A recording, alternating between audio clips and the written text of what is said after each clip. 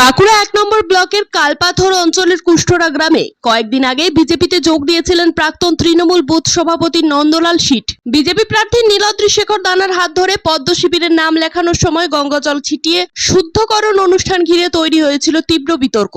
আমি ছিলাম এখানের কুষ্ঠরা বুথের বুথ সভাপতি, কিন্তু নামের বুথ সভাপতি ছিল। আমাকে কোনো না আলোচনা করেই ওরা কাজ করছে, উন্নয়নের কাজে সে কাজ করে নাই।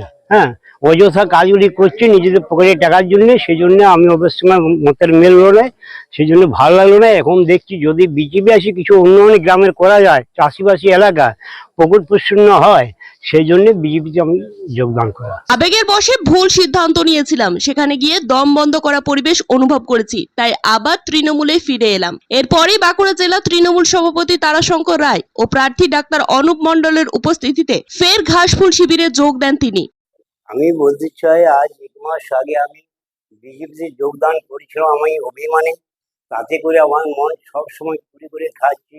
মমতা ব্যানার্জির উন্নয়নের যে প্রকল্প, সেই প্রকল্পগুলো আমার খুবই ভালো লাগে। দল আমার ছেড়ে জল খুব মনের মধ্যে অশান্তি ভোগ করছিলাম, সেই জন্য আমি ঘরেই ফিরতে চাই।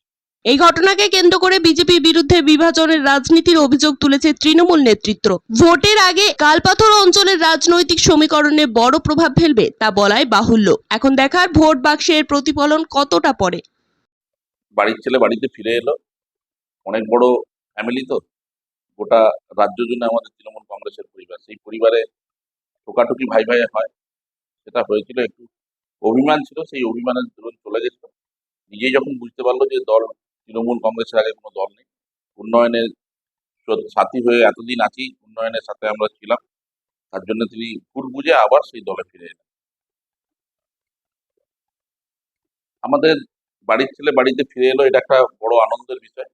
এবং তিনি একজন কর্মঠ এবং যোদ্ধা এবং বুথের ভালো একজন কর্মী।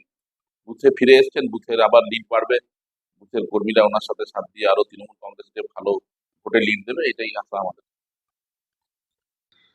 ব্যুরো রিপোর্ট, জেলার বার্তা নিউজ।